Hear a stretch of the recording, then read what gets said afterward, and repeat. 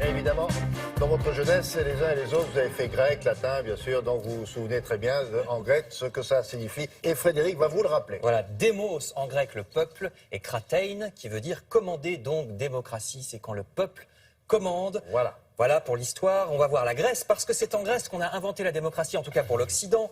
Avant, c'était le règne de la force. Les guerriers et les riches s'étaient autoproclamés nobles, c'est pratique, et c'était eux qui décidaient de tout. Et puis au fur et à mesure, les commerçants, les artisans participaient à la richesse de la cité. Donc ils disaient, bah attendez, nous aussi, on voudrait décider un petit peu.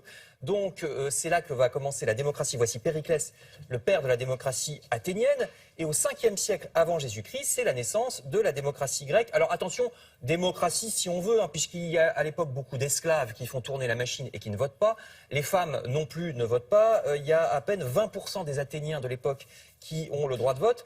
Et puis surtout, important, c'est une petite communauté. Les citoyens se réunissent tous ensemble sur la place de la ville pour voter les lois. Ça, c'est important parce que du coup, on va penser que la démocratie, pendant très longtemps, on va se dire, ça n'est possible qu'à l'échelon local, ça n'est possible que dans une ville, puisque dans un grand pays, on ne peut pas réunir d'un coup le peuple sur la place du village pour décider et pour voter les lois. Même à Rome, hein, on parle souvent de l'Empire romain et de la démocratie, le Sénat, etc. Mais il faut bien voir que les habitants de l'Empire romain qui habitaient à des centaines de kilomètres de Rome ne participaient absolument pas au système plus ou moins démocratique de Rome. Donc, au départ, pendant des siècles, on va oublier la démocratie en se disant c'est un vieux truc qui ne marche que dans une ville. Et puis après, idée, c'est les Scandinaves, les Islandais qui vont avoir la première idée. Ils vont dire, on n'a qu'à élire des gens qui, eux, vont aller dans un endroit particulier, se réunir pour discuter naissance de l'idée de Parlement. Et le premier grand pays qui va mettre ça vraiment en pratique avec la démocratie, c'est les États-Unis en 1776, avec le système qu'on connaît encore. Hein. Tous les citoyens élisent un Parlement et un président. Le président, le premier, c'est George Washington, qu'on va voir en plus gros plan, le voici. Alors là aussi, c'est très imparfait, hein, parce que tout le monde vote si on veut, oui, pas les femmes, pas les noirs, pas les esclaves. Donc, système très imparfait.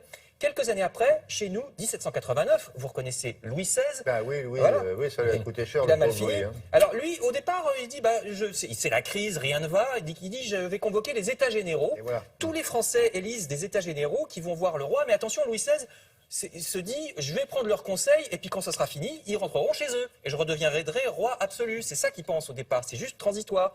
Sauf que pas du tout, les députés vont rester, ils vont dire nous sommes Assemblée nationale et c'est le début d'un système parlementaire. Louis XVI a mal fini, vous le savez. Mais attention, là aussi au départ c'est très imparfait, il n'y a que les Français riches qui votent. Il faudra plusieurs révolutions, celle de 1830, celle de 1848, pour que finalement en 1848, tous les Français sans distinction de richesse votent. Au départ, il faut payer un certain nombre d'impôts. Tous les Français, mais toujours pas les femmes. Toujours pas les femmes. Les femmes, c'est en 1944. Et tous les hommes sans distinction de richesse à partir de 1848 les femmes, en France. Les blondes aussi. Même Charlotte Boudier. Alors, vous voyez que le problème avec la démocratie, c'est qu'une fois qu'on a posé que le peuple vote et décide dans son entier, c'est, bah oui, mais sous quelle forme?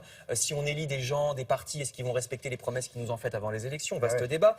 Alors, les Suisses ont résolu ce problème. C'est quasiment le seul pays qui fait ce qu'on appelle de la démocratie directe. Regardez ce que font les Suisses. Là-bas, le gouvernement central ne gère que les affaires courantes, les affaires qui ne sont pas conflictuelles. S'il y a quelque chose de conflictuel, on fait ce qu'on appelle une votation, c'est-à-dire un référendum. C'est pour ça qu'il y a souvent des référendums en Suisse, parce qu'ils considèrent que c'est au peuple de régler directement les questions importantes. Parfois même, ça existe encore dans certains villages, il y a des votes qui se font à main levée dans certains villages, en Landsgemeinde, comme on voit sur cette image.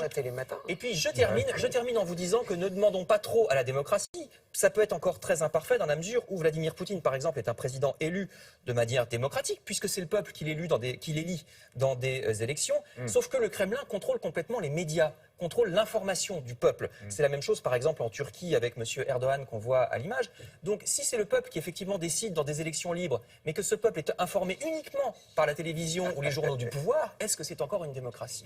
Bonne question. Voilà. La réponse est probablement non. Merci beaucoup.